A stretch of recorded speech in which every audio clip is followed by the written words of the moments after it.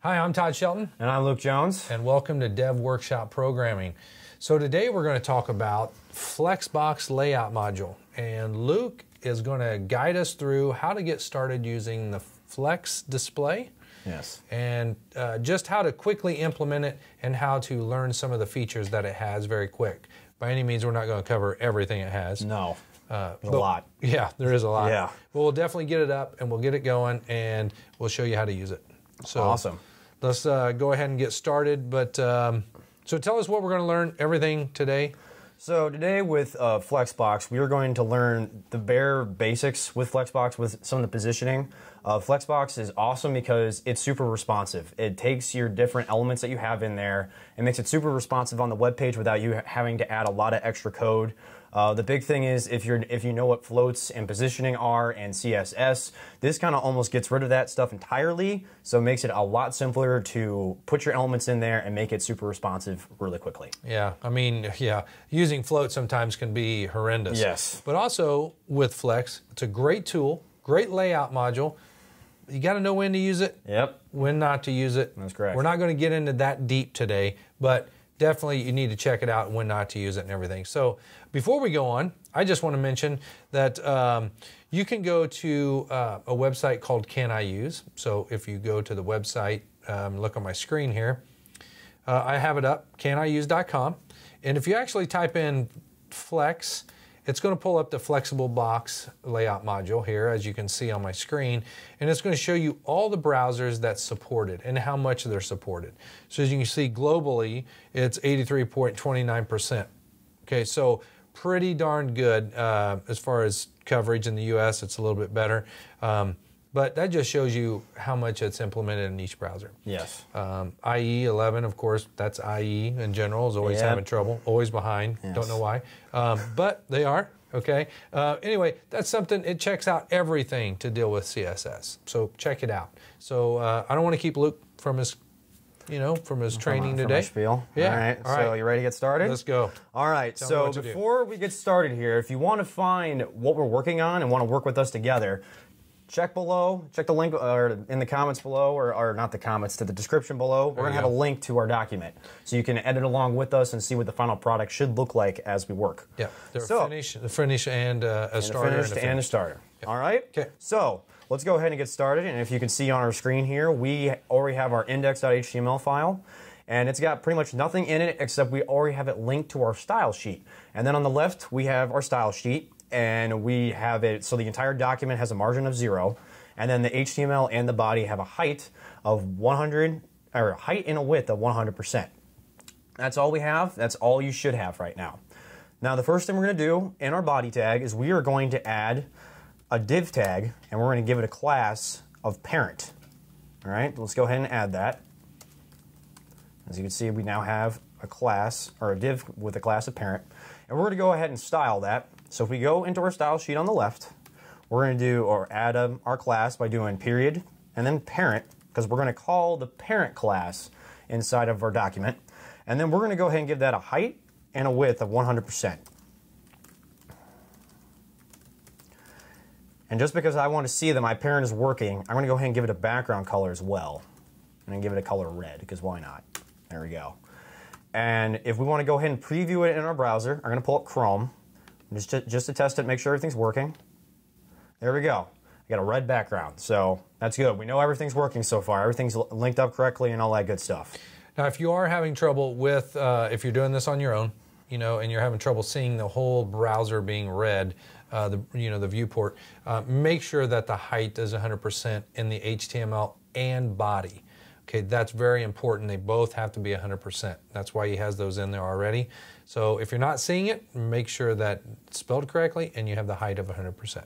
All right. Let's go ahead. Sounds good. All right, so now within our parent, we're going to add 3 more div boxes or elements. And each one of them, we're going to give them a class of child.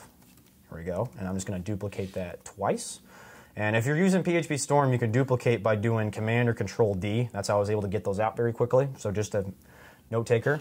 And with each one of those children, I'm going to go into my style sheet, and I'm going to give each one a height of about 100 pixels and then a width of 100 pixels. Actually, no. Yeah, 100 pixels. Go ahead and do that. And then a margin of about 5 pixels. All right. Now, after margin 5 pixels, we need to add a background color so we can actually see our element. So I'm going to give it a background color of white. All right. So once I've taken care of that, and I have those 4 styles, I'm going to go ahead and pull up Chrome. And now you should see 3 boxes. They're all stacked on top of each other. Because what's going on in HTML, everything gets stacked. That's how things operate. So it's going to go from top to bottom, and it's going to list those elements from top to bottom just like that. Now, we want to start positioning these elements so it looks a little cleaner, it looks a little nicer. So if I go back into PHP Storm, I'm going to start adding my Flexbox properties. So if I go into my parent container, I'm going to give this a display of Flex. All right. Now, I'm going to go ahead and get rid of the height on my child. So I'm just going to comment that out. And if you're in PHP Storm, you can just do command and /. And then PC's control. And control. And then we go to Chrome. Now, if you can see, we have 3 boxes. They're going from top to bottom, pretty much 100% besides the margin 5 pixels that we added. And then they're actually spaced out in between each other, and they all have a width of 100 pixels. So with Flexbox, what it's doing is that with some all back-end mathematical shenanigans, it's taking each one of those elements and it's saying, oh, based off the height and the width of my page, I'm going to make sure that these elements are going from top to bottom of 100%. Now, Flex starts off by listing your items in a row. So rows go from left to right. That is default. If we want to change that, we have to go into our parent and change our Flex direction. So why don't we go ahead and do that? Okay. So in our parent, right here, we're going to go ahead and add Flex direction. And we're going to give it a column. Now we're going to go ahead and load this up. It might look a little weird. So without changing anything else in the child, Chrome, everything disappeared. Now we do have to change one thing on the child. Yeah, I was going to get to that. Oh, all right. Yeah. Sorry. It's okay. Jumping in. It's okay. So the reason why is because when we go to column, it needs to actually have a height rather than a width. And I'll explain that in a minute. So if we go back here, I'm going to uncomment the height and then comment out the width. So now we have a height of 100 pixels and then a width of 100 pixels. But everything's still the same. It's still the display flex and the flex direction column. Go ahead and load this back up in Chrome. Now our boxes appear. Reason why is because now since we're doing a column, it needs a defined height, and then with the width, it's going to take up 100% width of our container. And it's going to list them from top to bottom because it's now column. Which, by the way, in this scenario, width is default. I mean, Yeah. a div is block level, so it's 100% anyway, so it's working out pretty well. But, so yeah, this is what you would kind of expect, just vanilla packaging, right? I Correct. mean, so just 3 divs stacked up on top of each other. Bingo. So now, we're going to do something. We're going to go ahead and uncomment the width. But we're going to keep the height as well. So we have our height of 100% and width of 100%. We're still keeping everything else. And we go ahead and fire this bad boy up. You're not going to see, we're kind of back to where we started. So we got 3 boxes, and they're all stacked from top to bottom. Now, what's going on is that since we added a defined height and width to everything, it's going to keep those properties because we added them, and they're going to stack it from top to bottom. Just like what normally if you had flex column would. Now, since we have flex column, flex at default is row. So what if we go ahead and uncomment or comment the flex direction of column? So we go back to our row property. Go ahead and did that. Go back into Chrome. Now, if you could see, we now have our boxes going from left to right. And the only difference, unlike before, we had a fixed height and width, so that way they're going to keep that square shape throughout the entire document. And the cool thing is, if I actually go in here and start adding a bunch of children, I'm just going to add like 3 more. Remember, that's Command D or Control D. Yeah, Control, yeah, correct. And PHP Storm, or Web Storm, actually, too. There we go. So now you can see, awesome. Super awesome. All right, now this is what we're going to do. We're going to change the width of our child elements. All right, we're going to change it to, let's go like 250. Let's see if that will do it. Okay, go ahead and change to 250. I still kept the height. Go into Chrome. All right, now I'm going to change the widths to 300 so you can see what's going on here. So you notice probably they didn't change a lot. Something that happens. So what's going on is that the Flexbox is like, all right, you have them in a row and you have 6 elements and they all have a width of 300 pixels. So with that, we want to make sure that all those elements stay within your parent container without them, overflowing or going all over the page. We want them to stay in your parent container as much as possible. So what Flex is doing, it's actually shrinking your elements so that way it will all fit together nicely within your container. Now, sometimes this is good, sometimes this is bad. This depends on what the type of content you want inside of these boxes in this situation. So let's say we want them to actually keep their 300 pixel width, but we wanted them to, we want to keep their width of 300 pixels. Well, what we can do is we can add a new property into our parent container, and this is called Flex Wrap. So Flex Wrap, and we just call it Wrap. There we go. And if we do this, should pop. There we go. So what's going on is that now we have, since we're doing rows, we have 2 different rows going on. We have one row at the top that's got 4 and one row at the bottom that's got 2. And what it's trying to do, it's saying, oh, so that way I can keep all of them to have the same width. We're gonna wrap them inside of this container so that way they don't get shrunk or stretched. There are some circumstances that it might stretch the elements, and which we probably will go over at the very end. And yeah, now let's do this with column. So we're going to keep the wrap property, and all we're going to do is uncomment flex direction to column. Now this might not take place right away, but let's see what happens. All right, it didn't take place yet on mine. I don't know if it did on yours. I'm going to add one more child to mine and see what happens. Mine already wrapped to the other side. All right, now mine wraps. Yeah. All right, so there we go. I just need to add one more. So now we got 2 columns. Yeah, now we got 2 columns. Okay. And since we're doing a wrap and a flex direction a column, it's instead of doing rows, we're going to do columns. So we're going to keep adding columns like this, which is pretty sweet.